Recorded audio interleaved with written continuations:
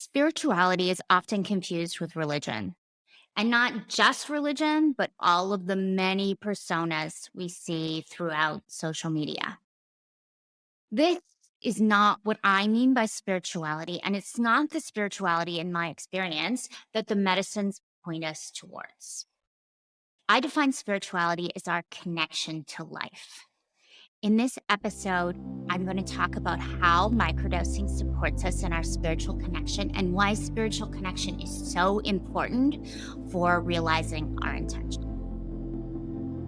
This is Aliveness, the show that explores how to create the changes you need to make to experience the sense of aliveness you're longing for, and how the power of plant medicine can accelerate that process for you. I'm your host, Alison Crosthwait, a guide and former psychotherapist, here to empower you to break out of your old patterns, shift into a new state of being, and ignite your aliveness.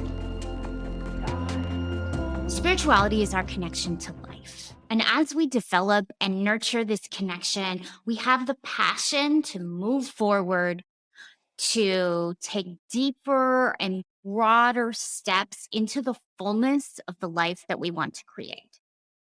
There are specific ways to foster this connection, and microdosing absolutely supports us in this journey. So, what is spirituality? How are we measuring this?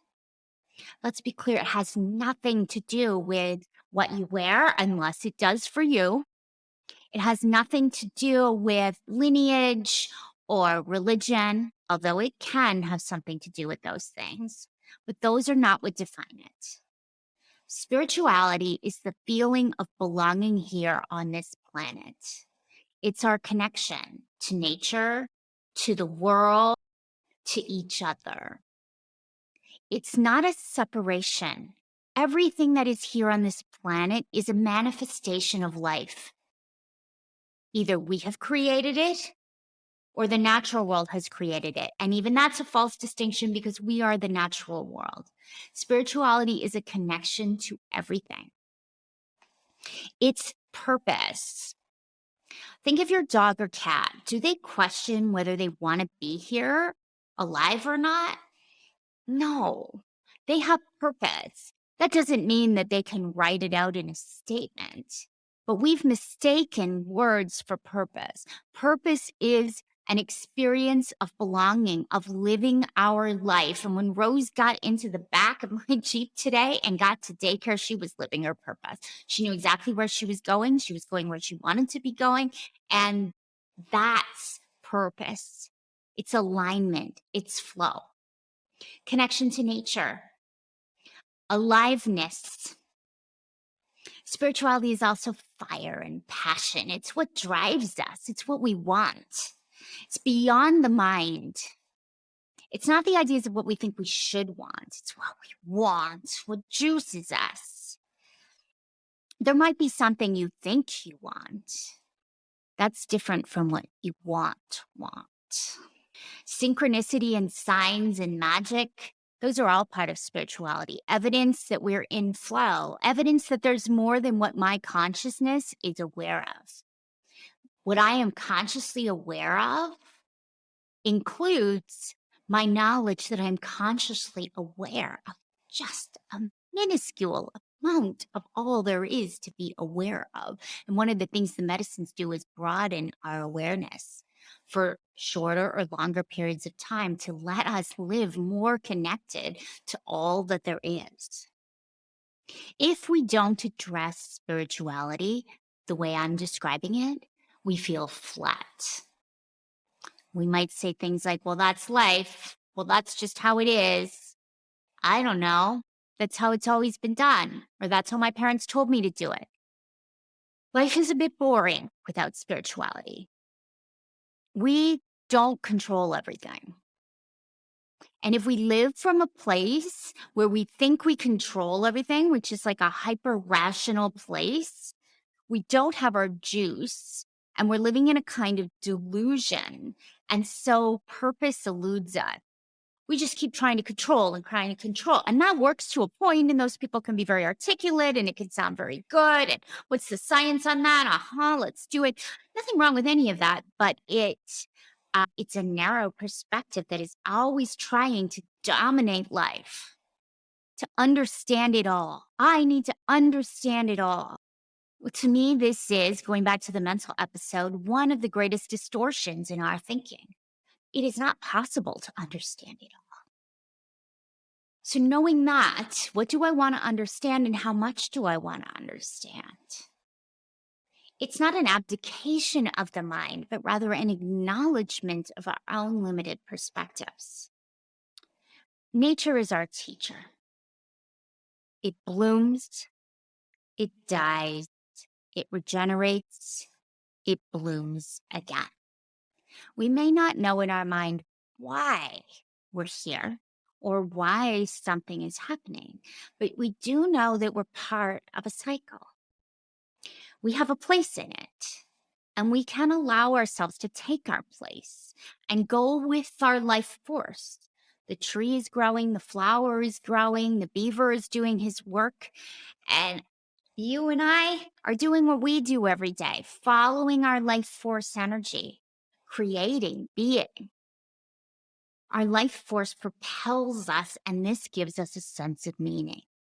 We have meaning when we go with life, including the cycle of life and death. So, what one person would call aging, I would call the gradual process of reunification with life. And in that frame, aging is absolutely beautiful. So, how do we foster our spiritual connection? Ritual and ceremony. What do I mean by that?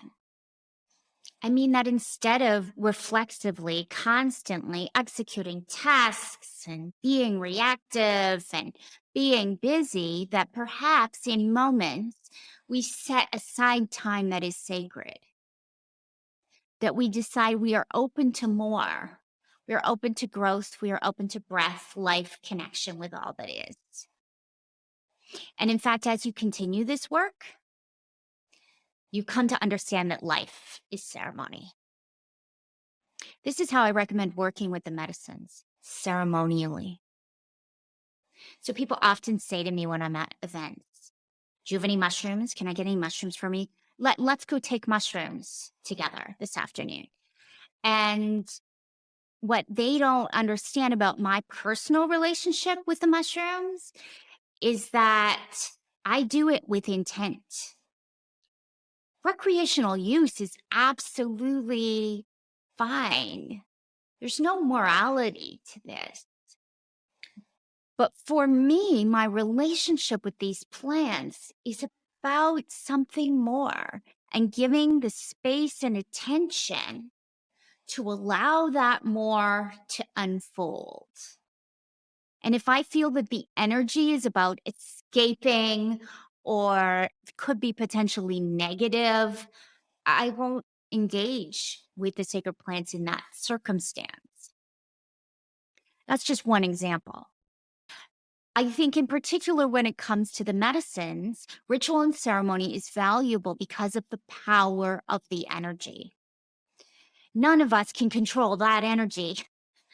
You never know what's going to happen. And to me, setting intent and being very careful about the setting in which we experience these medicines honors them and honors that power. Nature is another great way to connect with spirituality. In the form I'm talking about, just to connect with life, to feel ourselves, to move our body. Following what juices us up. This is spiritual. This is spiritual. Doing what we want to do is highly spiritual because we are moving with life. We spend so much time fighting aging, fighting time. What if we could go with it? What would that look like to go with life? Where is life flowing for you right now? That is spiritual. And then there's so many practices, meditation, magic, lineages, and they're all valuable. I've learned so much from all of the many spiritual experiences I've had. The exploration of magic has been extremely powerful in my life, and it's a wild one if you feel called there. There's so much potential. So many people have studied the human experience in so many different ways. And there is so much to be learned from all the mystical traditions, from all the lineages. It's really, really powerful. And for me, I did have joined two separate spiritual lineages in addition to my Christian heritage. And I stepped away from both of them in a kind of natural outgrowing. I think there's absolutely a place for lineage, and there's absolutely a place for us to experience life and take the responsibility that comes with the freedom that feels a little unmooring. Like there's nobody telling me what to do and how to be enlightened and how to grow. That's quite something. So I think there's a place for strong containers that help us grow and the things we can gain in there and the teachings and the ceremonies. And then there's also a place for the freedom of being human and taking responsibility for my own path. So how does microdosing support us? It's a complex path, personal growth, and there's no to-do list. You don't have to do all the things. You only have to know what comes next. And this is what I do with my clients in Expand, a 3-month microdosing experience where we take you through a whole microdosing cycle to help you step into your life fully the way you desire. And we look at all the aspects, physical, emotional, mental, spiritual, and we determine one next thing that'll give you the most energy gain. So this is not a to-do list. This is a range of possibilities that may be supportive to you in realizing your intentions.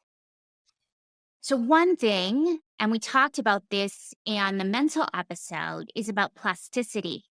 So I can only experience, and you can only experience, a minuscule portion of the information that's out there right now. Our conscious awareness is like this much. And this is required because when we're on a full journey and we're one with the universe, we can't get anything done. We can't live. So we have been given physical bodies and we need to make sure we have food and housing, and we need to live our lives and take care of the people around us and ourselves. And so we can't see everything all the time. These are neural networks, patterns in our brain. And sometimes those patterns of what we can see and can't see are skewed due to trauma and negative experiences, and they're skewed in a bad way.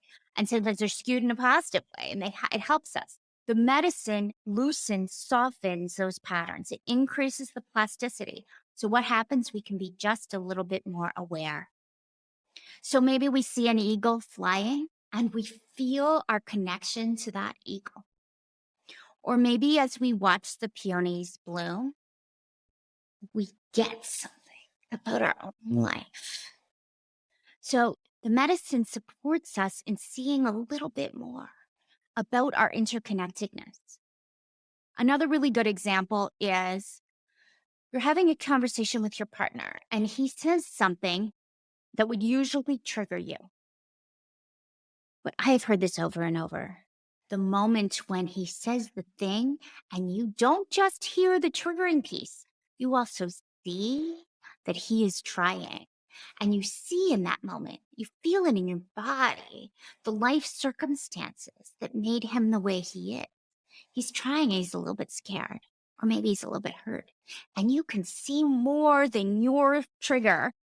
You get a bigger perspective. This is what microdosing does for us. In accessing more, we have stronger intuition, more spontaneous healings and insights and realizations. We feel more connected to ourselves, our juicy selves, our need to relax, our need to dance, all of the things. We're connected to what we want and what we need. We feel more connected to each other, and we experience more alignment and flow. It's clearer. The medicine supports us in being clear. In the area of spirituality, we meet the medicine and the medicine meets us. Our sense of aliveness is our spirituality. We can nurture this aliveness through bowing to the mystery of life and going with the cycle of life, which includes the part of us that has always existed, and experiencing the connection of us with everything, actually experiencing it. And it feels different for each of us, and we each come to different words around it, but there is an experience of connection that is so powerful. Microdosing supports us in having this experience. It supports us in the inquiry around it. Is this idea of unity really true? I mean, I hear people say love is everything. I hear people say we're all connected. That doesn't feel that way. Microdosing supports us in our own unique journey and path in relationship to that question of who am I? The answers to these questions are deeply personal. How we're going to live our life, how we see the world, our understanding of our place, it's deeply personal. And the medicine supports us in having personal experiences of truth that become part of the fabric of our being and change how we relate to ourselves, others, and all of life. If this episode of Aliveness resonated with you, I would be so grateful if you would leave a review on your podcast app. Reviews make it possible for me to connect with more people just like you who are looking for inspiration and guidance on their journey to create a full, juicy life filled with aliveness. Be sure to subscribe so you get all the juicy episodes to come. And if you have a friend who is deep into their personal growth and healing journey, share this podcast with them too. Now go out and experience the aliveness that's here for you today. If what I'm sharing in this episode is resonating with you, take the next step on your journey and join me for a free workshop where I'll share how to get results with microdosing, what the process looks like, and answer your biggest questions like, is it safe and will I feel high? You can register for this experience by visiting AlisonCrossthwait.com/microdosing talk.